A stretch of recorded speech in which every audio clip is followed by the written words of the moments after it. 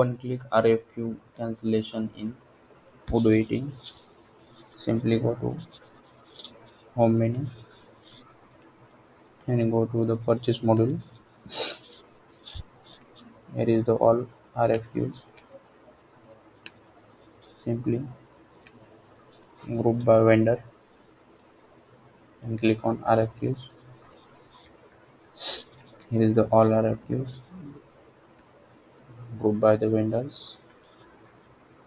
You can check that.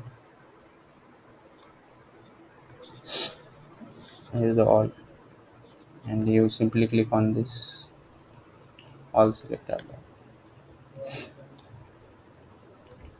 Click on cancel and click on OK. Here is the all RFQs are cancelled.